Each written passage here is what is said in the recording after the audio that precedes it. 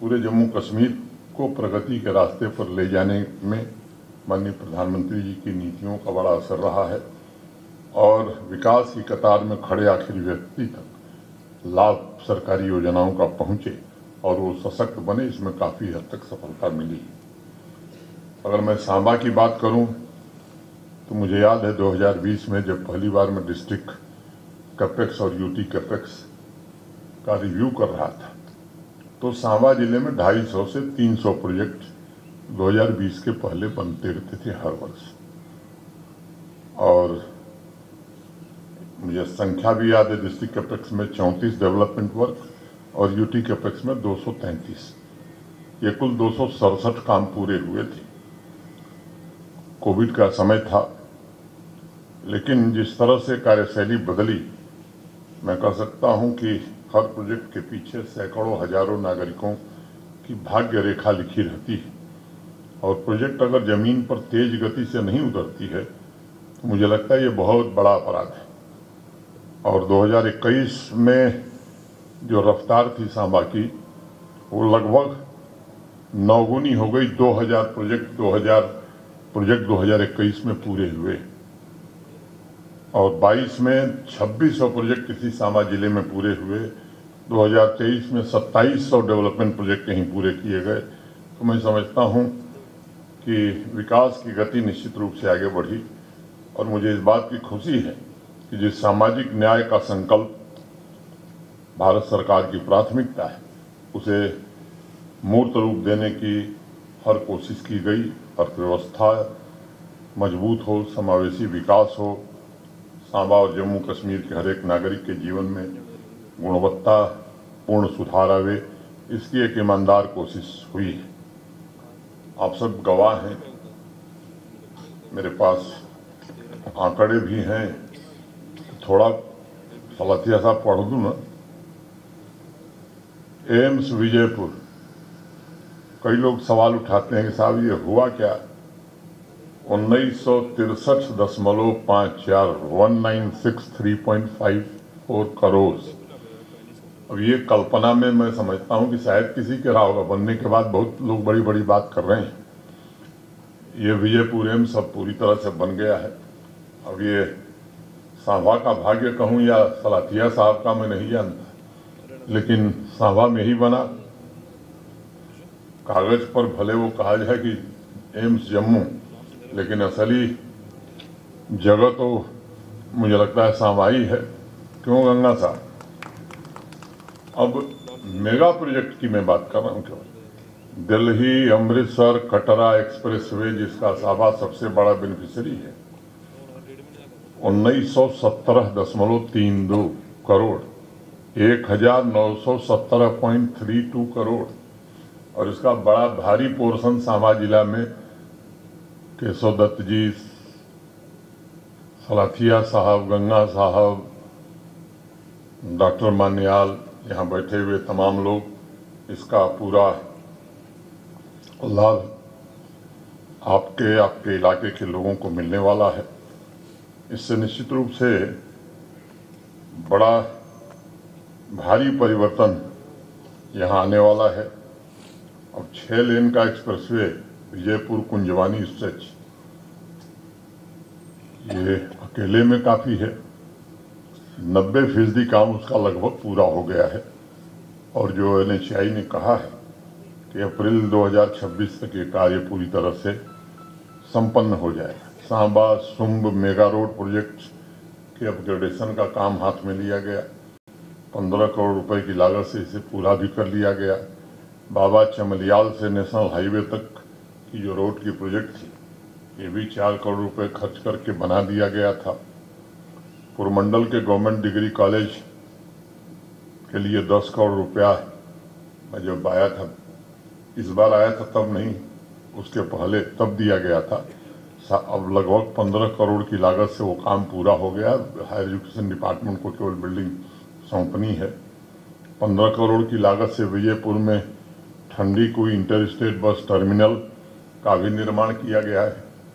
Infrastructure को और मजबूत बनाने के लिए 4 करोड़ 10 लाख रुपए की लागत से बीरपुर में ही स्टॉक असिस्टेंट ट्रेनिंग इंस्टीट्यूट बनाया गया नाबार्ड के फंडिंग से। रिवैम्प डिस्ट्रीब्यूशन सिस्टम स्कीम के तहत इलेक्ट्रिसिटी इंफ्रास्ट्रक्चर को मैंने RDSS के तहत बेहतर बनाने के लिए सांबा जिले में लगभग 195 करोड़ रुपए ये भारत सरकार ने दिए हैं। 6 करोड़ 66 लाख की लागत से राखा में एक रिसीविंग स्टेशन का निर्माण शुरू किया गया था, जिसे मार्च 2026 में पूरा कर लिया जाएगा। रामगढ़ में 3 करोड़ 15 लाख की लागत से एक सब स्टेशन का निर्माण शुरू किया गया था, ये 2023 अंत में ही पूरा हो गया था। बड़ी ब्राह्मणा में 2 करोड़ की लागत से BR अम्बेडकर भवन का निर्माण हुआ। म्यूनिसिपल कॉम्प्लेक्स को 4 करोड़ 10 लाख रुपए खर्च करके अपग्रेड किया गया। सांबा के नए बस स्टैंड पर लगभग 3 करोड़ रुपए खर्च करके मल्टी फंक्शनल कॉम्प्लेक्स का निर्माण किया गया। डिस्ट्रिक्ट हॉस्पिटल सांबा, जो यहाँ की बहुत बड़ी डिमांड हुआ करती थी, 10 करोड़ रुपए एक मुश्त दिया गया, उसे खर्च करके OPD ब्लॉक जो लंबे समय से यहाँ की मांग थी उसे पूरा किया गया। 1 करोड़ 74 लाख रुपए खर्च करके प्राइमरी हेल्थ सेंटर राया सांबा का निर्माण भी पूरा हुआ। प्रधानमंत्री आवास योजना ग्रामीण के तहत 1648 घर सांबा में बनाए गए। पिछले 5 वर्षों में 66 करोड़ की लागत से नाबार्ड के तहत 22 अन्य प्रोजेक्ट शुरू हुए, जिनमें से 7 पूरे कर लिए गए हैं। 14 करोड़ रुपए की लागत से प्रधानमंत्री ग्राम सड़क योजना के अंतर्गत 7 प्रोजेक्ट पूरे कर लिए गए। अब इन गांवों को आर्थिक विकास की मुख्य धारा से जोड़ने में सफलता मिली है। अभी कुछ दिन पहले मैं पुरमंडल गया, वह पवित्र स्थल अपने प्राचीन गौरव को प्राप्त करे, इसके लिए काफी प्रयत्न हुआ है और आगे और भी बेहतर प्रयत्न हो, इसकी कोशिश है। इन बातों का स्मरण मैंने इसलिए करा दिया कि कभी कभी याददाश्त हमारी बड़ी कमजोर होती है, तो बार बार यह बात जरूर कहना चाहूँगा कि सांबा जिले के विकास के आंकड़े ये मात्र नंबरों के जोड़ नहीं है। इनमें से हर आंकड़े में सांबा वासियों के विकास की गाथा लिखी हुई है। पिछले 5 वर्षों में पूरे समर्पण से जम्मू कश्मीर प्रशासन ने ये प्रयत्न किया है कि सांबा के सभी भाई बहनों की चिंता, उनकी तकलीफें कम हो सकें, और ये प्रयत्न किया गया है कि अधिक से अधिक मूलभूत सुविधा और कल्याणकारी कार्यक्रमों से नागरिकों को जोड़कर उन्हें ताकतवर बनाया जाए, ताकि वो सम्मान और गरिमा के साथ अपना जीवन यापन कर सकें। मुझे प्रसन्नता है कि पूरी निष्ठा के साथ हमारे साथियों ने अपने कर्तव्यों का निर्वहन किया है। ईमानदार नियत से आपके हक में फैसले हों, इसकी कोशिश हुई है, और आगे भी आपके कल्याण के लिए ऐसे ही फैसले हों, इसकी कोशिश बराबर रहेगी। इस अवसर पर मैं उन सभी परिवारजनों को जिनके घर के निर्माण का काम आज शुरू हुआ है, उनको हृदय से बधाई देना चाहता हूं। और एक बात और दोहराना चाहता हूं कि अगर किसी गरीब का घर छूट गया है, ऐसे 2, 4, 5 लोग हों, तो मैं जिला प्रशासन से अनुरोध करूंगा कि उनकी सूची भी बाद में दे दें। ये कोई कसम नहीं कि 105 ही बनेगा। अगर कोई गरीब छूट गया, क्योंकि लिस्ट बनाने में ये कठिनाई रहती है, प्रशासन की भी अपनी सीमा है, सबकी अपनी सीमा है। मैं फिर से HRDS के माननीय अध्यक्ष पूज्य स्वामी जी को, उनके संस्था के सभी पदाधिकारियों को विशेष रूप से धन्यवाद देता हूं। सांबा के सभी नागरिकों के प्रति भी विशेष रूप से आभार व्यक्त करता हूं, और आप सबको पुनः धन्यवाद देते हुए अपनी बात मैं यहीं पूरी करता हूं। धन्यवाद। जय हिंद, जय भारत।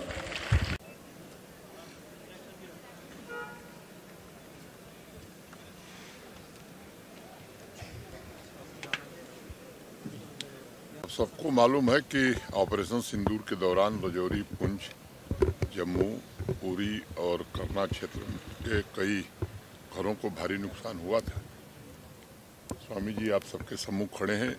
इनकी संस्था HRDS इंडिया ने ऐसे पीड़ित परिवारों के घर बनाने के अनुरोध को स्वीकार किया था, लेकिन उसके बाद प्राकृतिक आपदा ऐसी आई पूरे जम्मू कश्मीर पर, खासतौर से जम्मू रीजन में अनेक जनपदों के अनेक घर इंफ्रास्ट्रक्चर, स्कूल, कॉलेज, हॉस्पिटल्स बर्बाद हुए। स्वामी जी से हम लोगों ने अनुरोध किया कि इसके अलावा भी ऐसे गरीब लोग हैं जिनको आर्थिक सहायता तो दी गई है SDRF के अंतर्गत, जो सरकारी रूप से अनुमन्य है, लेकिन उनमें उस सहायता से उनके घर नहीं बन पाएंगे। स्वामी जी ने हम लोगों के अनुरोध को स्वीकार किया और 1500 घर बनाने का प्रथम चरण में एक MOU जम्मू के डिविजनल कमिश्नर और कश्मीर के डिविजनल कमिश्नर के साथ साइन हुआ। इसमें 1250 जम्मू रीजन में ही थे। तो आज सामा में 105 ऐसे गरीब परिवारों के घर के निर्माण का शिलान्यास किया गया है, जो उम्मीद है 6 महीने में बन करके पूरे हो जाएंगे। इन घरों की खासियत यह है कि 700 स्क्वायर फुट के होंगे, लगभग 10 लाख रुपए लागत एक घर की आएगी, 3 बेडरूम के, और उसमें जो लोग रहेंगे 15 साल का उनका लाइफ इंश्योरेंस मुफ्त में कंपनी की ओर से होगा, हर साल फ्री हेल्थ चेकअप होगा, पशु रखने के लिए बाड़े का निर्माण भी कंपनी कराएगी, इंटरनेट कनेक्शन भी देगी। मैं समझता हूँ इससे इन परिवारों को बड़ा संबल मिलेगा। इसके पहले हम लोग कठुआ गए थे, वहाँ भी ऐसे ही कार्यक्रम था। तो अब रियासी और डोडा छोड़ करके जम्मू रीजन के सभी जिलों में जो पीड़ित परिवार थे उनके घरों के निर्माण का काम अब प्रारंभ हो गया है। इन दो का भी जल्द ही शुरू कर दिया जाएगा।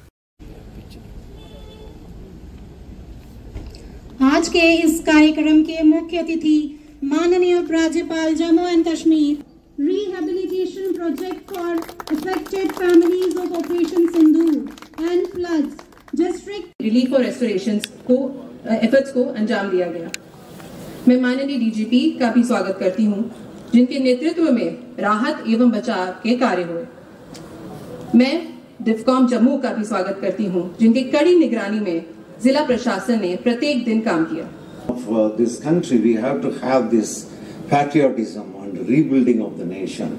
With this, I am पूरे जम्मू प्रांत में और सांबा जिले में भी बहुत ज्यादा नुकसान हुआ। बहुत तेज बारिश हुई, कई घर तबाह हो गए, कई लोगों को रिलीफ कैंप्स में शिफ्ट करना पड़ा, जान और माल का नुकसान हुआ, मवेशी का नुकसान हुआ।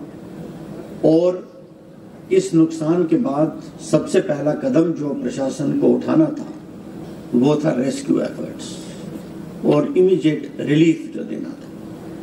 और ये इसमें इस एफर्ट में सभी एजेंसीज, जम्मू कश्मीर सरकार की और भारत सरकार की, इन्होंने मिलकर ये रेस्क्यू एंड रिलीफ एफर्ट्स में अपना पूरा योगदान दिया है। या जिन लोगों को काफी नुकसान होता है प्राकृतिक आपदा में, उनको सपोर्ट करिए। अंत में मैं यहाँ जो करती हूँ कि राष्ट्रीय गान के साथ जोरदार तालियों से